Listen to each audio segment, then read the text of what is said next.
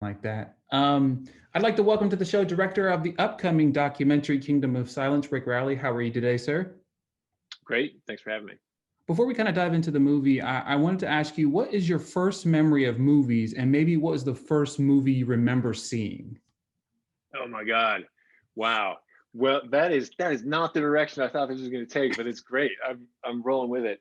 Okay, so I grew up in the middle of nowhere in northern Michigan, not a long way from a movie theater.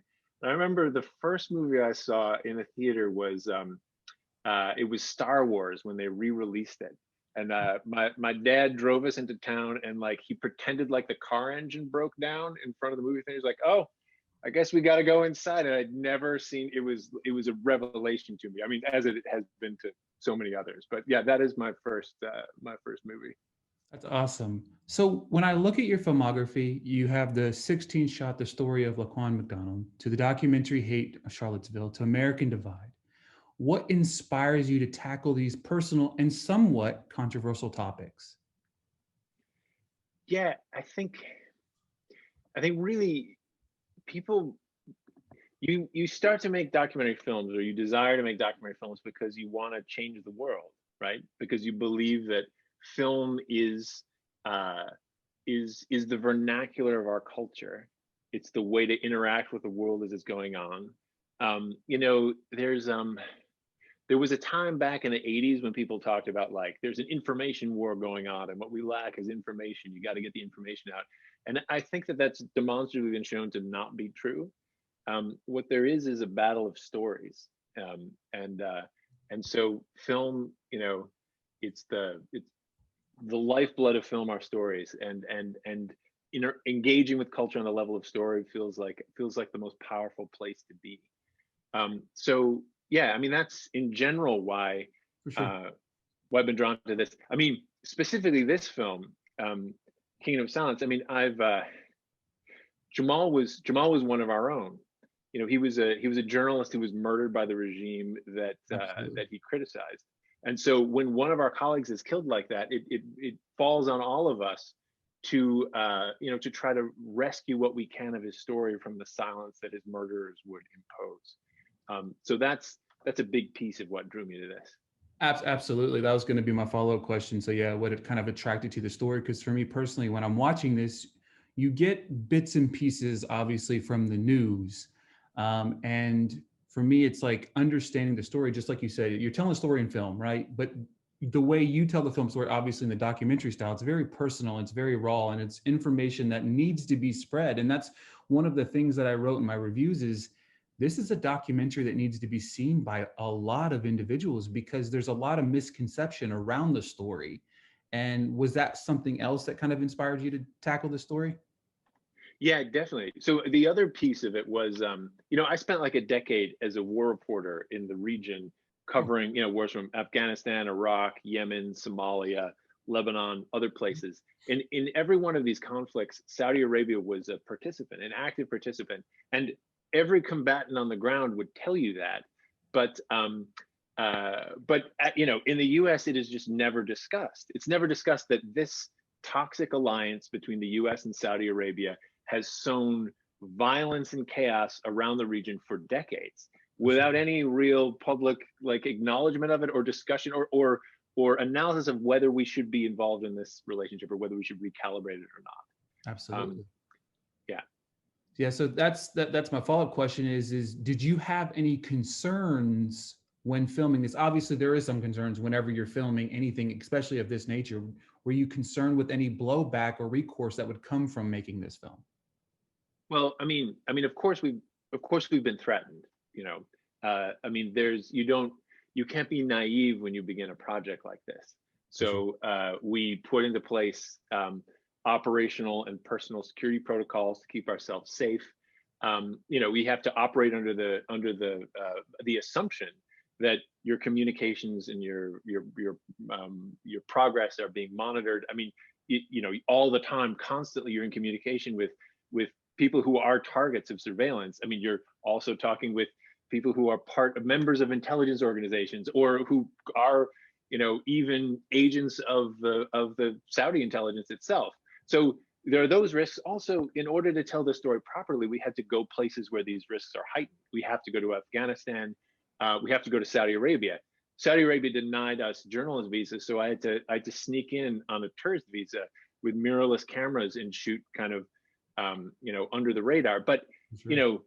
there are risks, of course, involved in this, but we always need to acknowledge that the risks we take are nothing compared to the risks of the people who we work with on the ground there, the people who don't get to come back to the US thousands of miles away after the shoot is wrapped. Absolutely. There are so many people who risked their lives because they cared about the story, who were forced to work anonymously and not be recognized.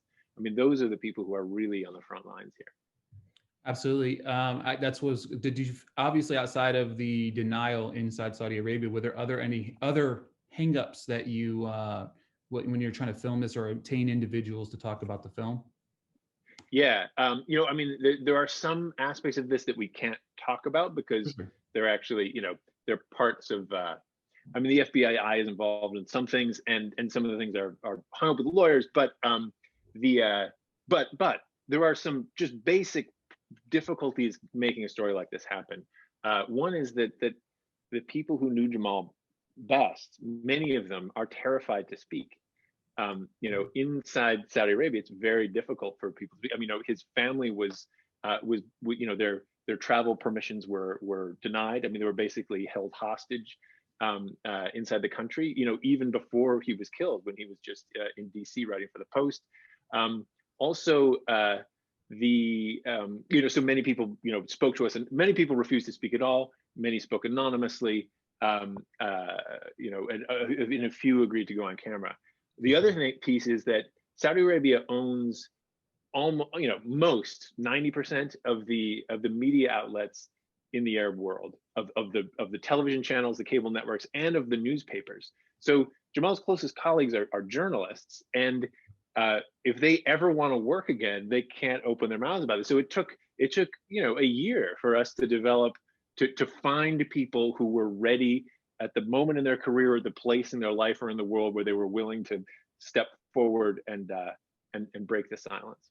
Absolutely, because it's you have to have the conversation, and what that's the biggest thing I took away from this is we preach about the freedom of speech here in America, and I think that sometimes we, especially in the journalist side of things, or reporting, or reviewing, or anything like that, we take for granted that. And if you look at this story and understand that somebody like Jamel, he embodied that, right? He spoke about his feelings and then dealt with the recourse. How important is it for people to understand that? Yeah, absolutely. I mean, around the world today, journalism and journalists are under attack. I mean, Jamal is not the only journalist in Saudi Arabia to be killed or silenced. And one of the reasons why we know his name and his story was because he wasn't uh, he wasn't just a journalist in Saudi Arabia. He was a U.S. resident, Yeah, a columnist for the Washington Post, who was murdered in consular soil in a foreign country in our NATO ally, and his body was cut into pieces. I mean, the brazenness of it. The fact that is what brought it to the surface, but it's endemic of indicative of a problem that's endemic, all over the world. absolutely. If there was one message that you would want people to take away from this documentary, what would it be? you know this I think this film functions on two different levels. So the political message that I think should be brought should come forward is that people should need to realize this kind of hidden history of US Saudi relationship, and we need to recalibrate that. We need to change that. Sure. But I think that there's a personal level on which Jamal's story is inspirational to me. I mean, he's a man who was constantly, his story is a story of redemption to me, right? He found himself time and again in his career, his heroes who he'd helped create, who he defended forever. He saw them turn into villains, and terrible things happened, and he allowed those things to wound him and to change him. And when the contradictions became too much, he stood up very bravely and lost absolutely everything: his family, his friends, and ultimately his life. because he believed in, he came to believe in freedom. And so, you know, that I think that ability to change and to be changed by the world that we see is something that I think we all should aspire to. Absolutely. I mean, the relationship between us and the Saudis, and then his powerful story, it was very moving to, you're right, there's two different stories within the documentary. And I love how you answer that, because I felt the same way after watching it as well, because I got out of it, I need more information myself, right? You know what I mean? I want to learn more about what happened, but also it's like this powerful story of a man who overcame everything and sacrificed everything just to tell a story. So I love that a lot. Um, two more questions before we go, real quick. One thing, this is off top. One thing that you've learned from this quarantine/pandemic. Man, I learned that I got out of Brooklyn just in time. um, no, I'm a couple years ago I moved upstate, so I'm up in the Catskills, just outside of New York, and I have two young kids, and it actually it's wonderful to be stuck here and have all this time For with sure. them. Um, yeah, I don't know. The real lessons of the pandemic will take a while for us all to digest and learn fully, I think. Absolutely. And I've got a fun one before we go. I like to ask this one to everybody. It's a crazy one. I want to know what your favorite Taylor Swift song is. You know, I'm a terrible human being, and I couldn't name a Taylor Swift song. It's fine. It's funny because I either get the ones where it's like I have no idea versus the ones that are like, yeah, that's that one, but I don't know the name of it. So no, that's perfectly fine. I love it. Thank you so much for your time today, Rick. Thank you for the documentary. It's a great film that I hope a lot of people see. Thank you, Richard.